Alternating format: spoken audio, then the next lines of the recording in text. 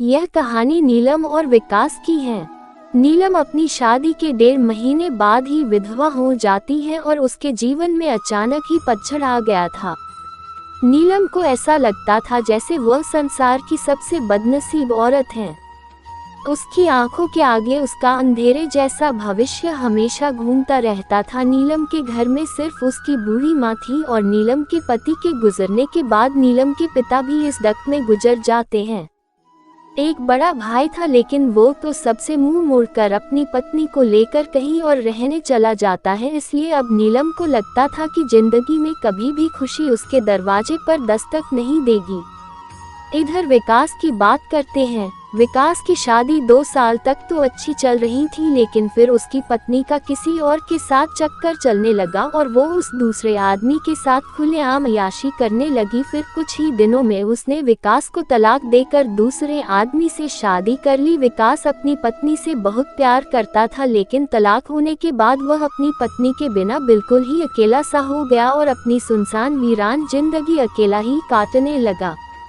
वह नहीं जानता था कि अब उसका भविष्य कैसा होगा, कभी वह फिर किसी से शादी कर पाएगा या नहीं। तभी एक दिन नीलम और विकास दोनों ही किसी की शादी की सालगिरह में जाते हैं। नीलम की एक सहेली विकास को जानती थी और उसी ने ही उन दोनों को मिलवाया।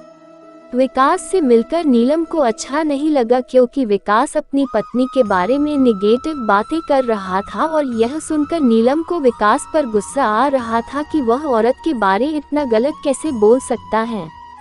लेकिन बाद में उसकी सहेली मंजू ने बताया कि विकास कितना दहखी लड़का है। वह अच्छे खासे पैसे कमाता है और उसके परिवार वाले भी बिल्कुल सीधे हैं, लेकिन फिर भी उसकी पत्नी ने दूसरे मर्द के चक्कर में इस बेचारे को धोखा दे दिया और अब विकास दिन रात रोता ही रहता है। यह सुनकर नीलम का दिल भर आया। वह मन में सोचने लगी कि एक शरीफ लड़के को मैं बिना मतलब ही बुरा समझ रही थी। तो उसी दिन से नीलम के मन में विकास के लिए एक प्रेम से जाग गया। तभी कुछ ही दिनों बाद नीलम ने अपनी सहेली मंजू से कहा कि मंजू, मैं पता नहीं क्यों विकास को चाहने लगी हूँ और मैं उसे पसंद भी करती हूँ। अगर मंजू तू कुछ उपाय करके मेरी दोस्ती विकास से करवा दे तो शायद मेरी जिंदगी संवर जाएगी। तो मंजू ने कहा कि ठीक है, तू कहती है तो मैं किसी बहाने से विकास को अपने घर बुलाती हूँ।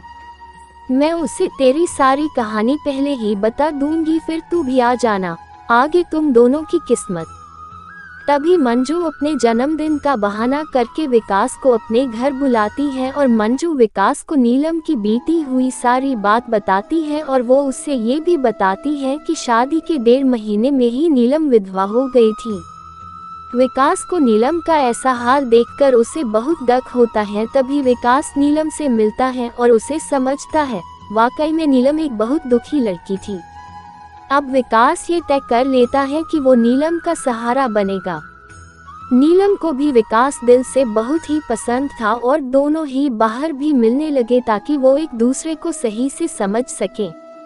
एक दिन उन दोनों को ही एक दूसरे से बेहद प्यार हो गया और रात रात भर वो दोनों ही फोन पर चैटिंग भी करते हैं और कभी फोन पर बातें भी कर लेते थे।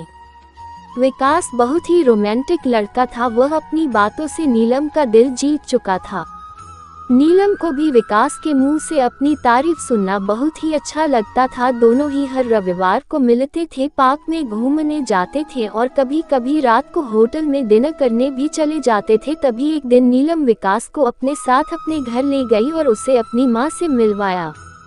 विकास ने जब नीलम की माँ के पांव छुए तो नीलम की माँ रोने लगी और विकास का हाथ पकड़कर कहने लगी कि बेटा, मेरी बेटी का सहारा जरूर बनना और उसका साथ कभी भी मत छोड़ना। मेरे सिवा इसका कोई भी नहीं। अब मेरा भी कोई पता नहीं कब उस भगवान का बुलावा आ जाए। अगर मैं मर गई तो मेरी जवान लड़की का क्या होगा।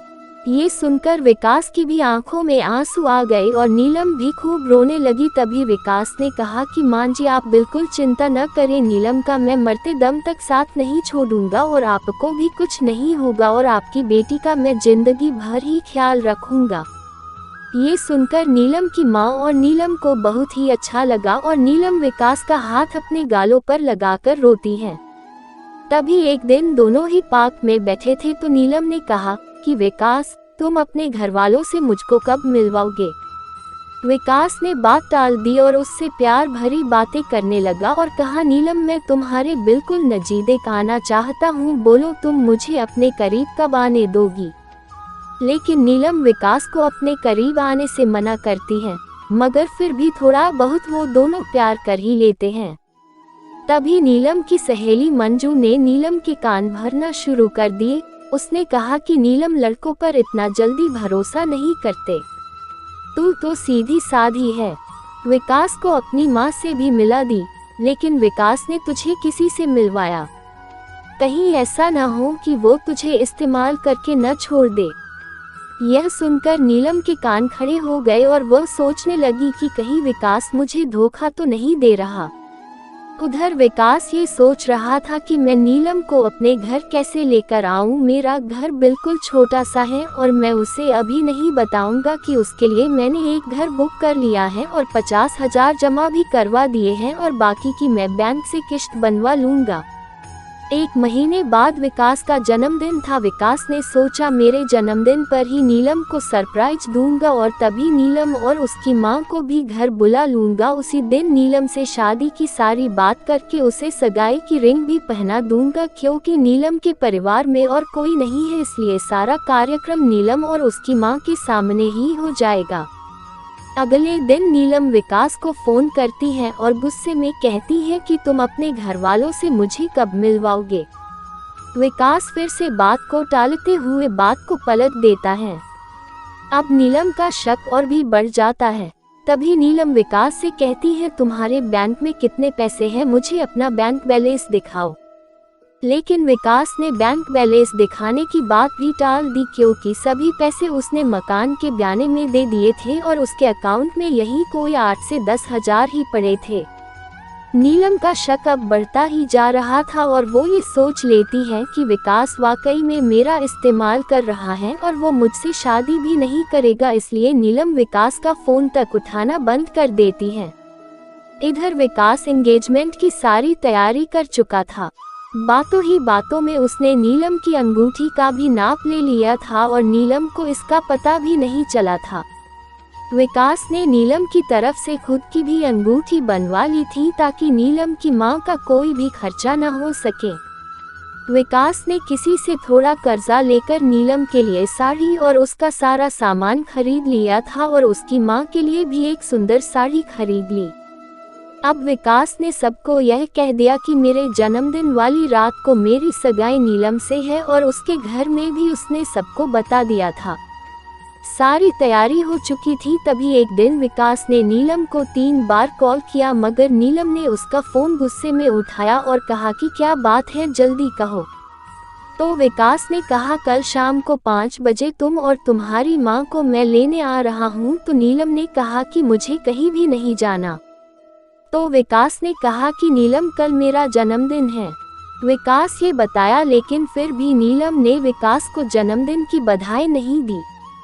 तभी नीलम ने सोचा कि जन्मदिन में चली जाती हूँ, इससे विकास का पर्दाफाश भी हो जाएगा। अगली शाम नीलम और उसकी माँ तैयार हो जाती हैं और अनिल की गाड़ी में बैठकर उसके साथ चली जाती हैं। पूरे रास्ते नीलम ने विकास से कोई भी बात नहीं की। उसे तो विकास के रूप में एक धोखेबाज नजर आ रहा था। तभी जैसे ही नीलम विकास के घर की दहलीज पर कदम रखती है, वैसे ही विकास की मां आरती की थाली लेकर आती है और नीलम को टिका लगाकर उसकी आरती उतारती है। ये देखकर नीलम हैरान रह जाती है। तभी वो भी विकास की मां के पांव छूती है। उसकी मां उसे अंदर आने के लिए कहती है।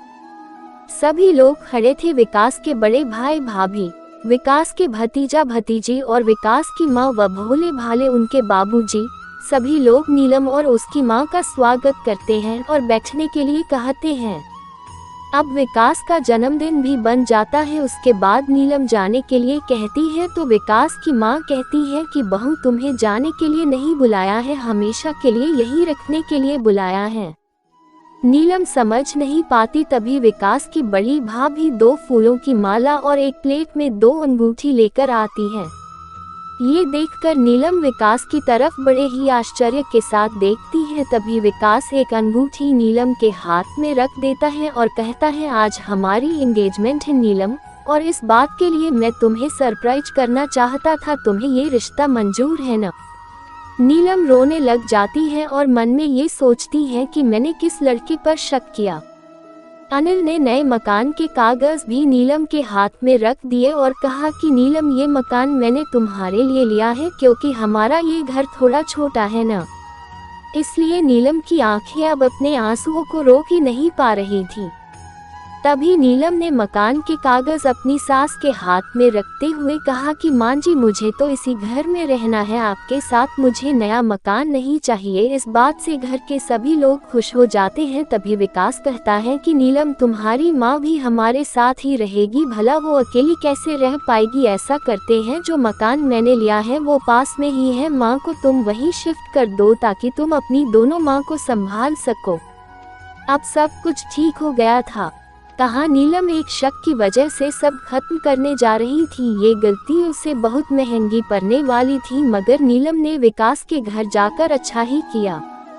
इसलिए दोस्तों, जीवन में कभी भी किसी शक की वजह से आप अपने प्यार को कभी मत छोड़ना। पहले पूरा सच जानना, फिर कोई कदम उठाना, तभी आपका भी रिश्ता बच सकता है। दोस्तों, कहानी अच्छी लगी हो तो लाइक शेयर करना ना भूलें और चैनल को सब्सक्राइब अवश्य कर दें। धन्यवाद।